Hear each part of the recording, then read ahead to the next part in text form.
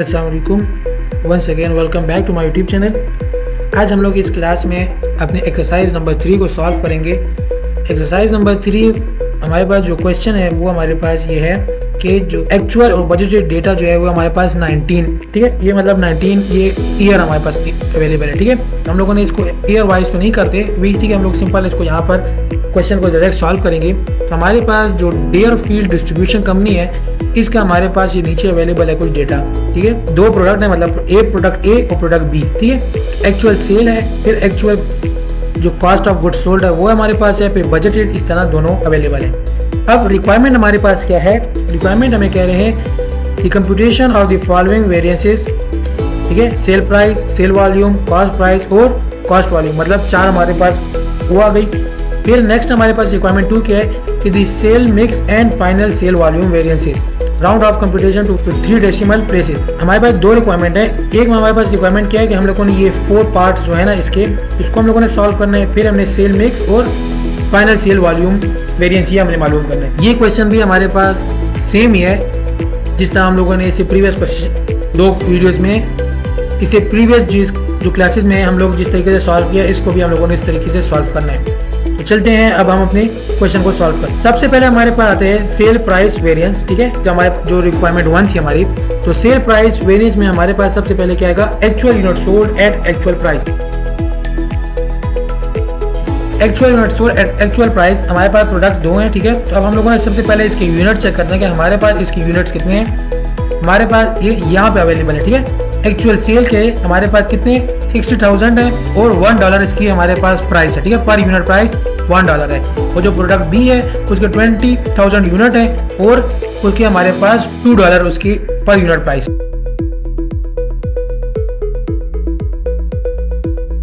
ये हमारे पास आ गया एक्चुअल यूनिट। ठीक है, अब यहाँ पे हमने लेस किस तरह क्या करना है? हमने सिंपल यहाँ से लेस कर देंगे कि actual unit sold at budgeted price. Unit की जो हमारे एक्चुअल यूनिट की जो सेल है उसी को हम लोगों ने मेजर करना है, लेकिन बजटेड प्राइस के साथ।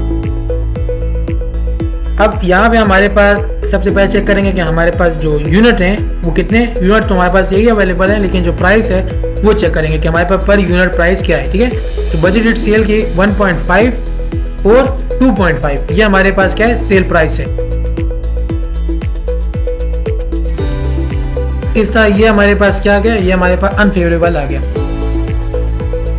ये हमारे पास अनफेवरेबल बैलेंस आ गया। अब नेक्स्ट रिक्वायरमेंट हमारी क्या है? नेक्स्ट रिक्वायरमेंट हमारी सेल वॉल्यूम वेरिएंस, जो हमारे पास यहाँ पे रिजल्ट आया, मतलब actual unit sold at budgeted price के साथ, वो हम लोगों ने सिंपल इस टेबल में लिख लिया है। इससे लेस क्या करेंगे? इससे हम लोग लेस करेंगे कि जो हमारे पास बजटेड यूनिट सोल्ड हैं उसके हमारे पास जो बजटेड प्राइस है उसके साथ हम लोगों ने इसको कैलकुलेट करना है। तो हमारे पास जो बजटेड यूनिट है सबसे पहले हम वो चेक करते हैं कि हमारे पास क्वांटिटी कितनी है।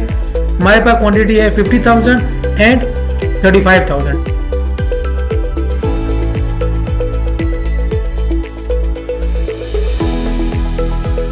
यहाँ पर भी हमारे पास सिंपल बैलेंस जो है वो अनफेवरेबल आएगा।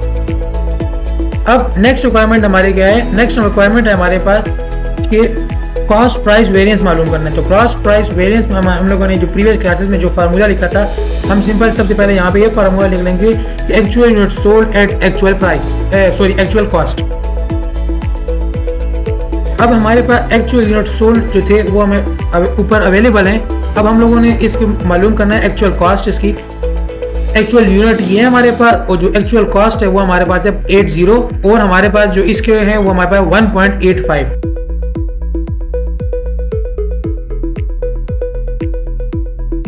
ये हमारे पास आ गया actual unit sold at actual cost. अब यहाँ पे हमने लेस क्या करना है? हमने इसे लेस करना है कि actual unit sold at budgeted cost.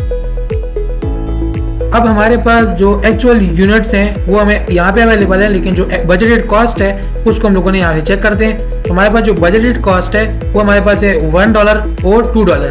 ठीक है, $1 और $2। ये हमारे पास नेगेटिव बैलेंस है, मतलब हमारे पास ये फेवरेबल बैलेंस है। नेक्स्ट हम लोगों ने मालूम क्या करना है? हमने मालूम करना है कि कॉस्ट वॉल्यूम वेरिएंस।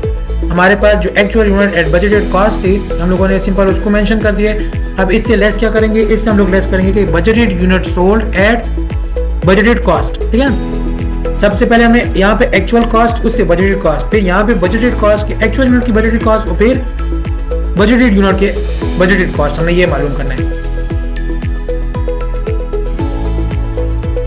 हमारे पास जो बजटेड यूनिट्स हैं वो हमारे पास कहाँ पे अवेलेबल हैं, वो हमारे पास यहाँ पे अवेलेबल है, और बजटेड जो कॉस्ट है हमारे पास वो हम लोगों ने यहाँ देने हैं। $50,000 $1, $35,000 $2। ये हमारे पास सिंपल, ये भी हमारे पास फेवरेबल बैलेंस आ गया। अब हमने नेक्स्ट क्या मालूम करना है, नेक्स्ट हम लोगों ने मालूम करना है कि सेल मिक्स जो वेरिएंस है उसको हम लोगों ने मालूम करना है।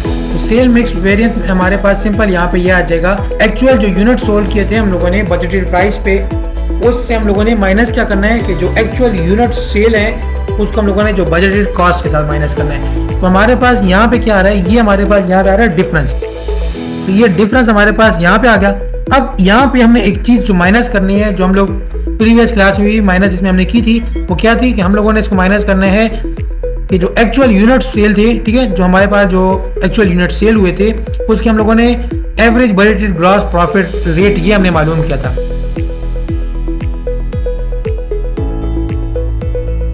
अब हम लेकिन इसके लिए जो मेन पॉइंट है, अब यहाँ पे हमारे पास कैलकुलेशन है।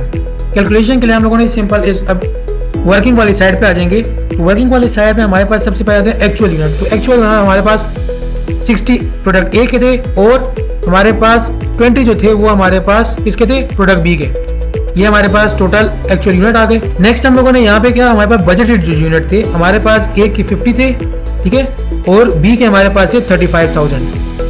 ये हमारे पास क्या आ गए, बजटेड यूनिट, ये एक्चुअल यूनिट, ये बजटेड यूनिट। अब हमने बजटेड जो सेल है, ठीक है, उससे माइनस क्या करना है, बजटेड कॉस्ट को। तो बजटेड सेल हमारे पास है और बजटेड कॉस्ट हमारे पास है।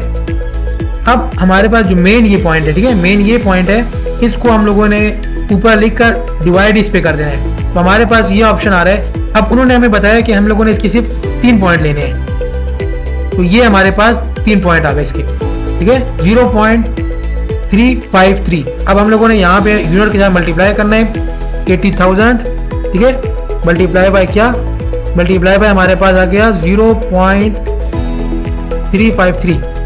ये हम लोगों ने इसको करें तो हमारे पास इससे आंसर आ जाएगा, ये हमारे पास इसका आंसर आ गया। अब यहाँ पे हमारे पास पॉजिटिव में आ रहा है, हम लोगों ने सबसे पहले इसको नेगेटिव में करेंगे क्योंकि ये हमारा नेगेटिव बैलेंस हो रहा है, क्योंकि ये लेस में आ रहा है ना, ठीक है।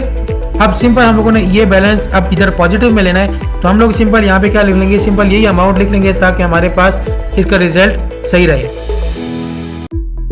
यहाँ पे हमने लेस क्या करना है, इससे लेस हम लोग करेंगे budgeted cost minus budgeted sale, मतलब जो हमारे पास ये जो आए है ये वाला, ठीक है, ये सेम हम लोगों ने यहाँ पे लिख लेना है, budgeted sale minus budgeted cost, ठीक है, ये वाला सिंबल हम लोगों ने यहाँ पे लिख लेना है। हम लोग यहाँ पे ऐसी सिंपल कॉपी पेस्ट कर लेंगे, आप लोग अपने पास लिख लें, budgeted sale minus budgeted cost, ये बजटेड सेल, ये बजटेड कॉस्ट, हमारे पास सिंपल ये अमाउंट आ गई। अब ये हमारे पास जो आंसर दे रहा है 1760, ये हमारे पास उस किस में है, ये हमारे पास नेगेटिव में, ठीक है, मतलब नेगेटिव में, तो ये हमारे पास कौन सा बैलेंस आएगा, ये भी हमारे पास अनफेवरेबल आएगा और ये भी हमारे पास अनफेवरेबल आएगा।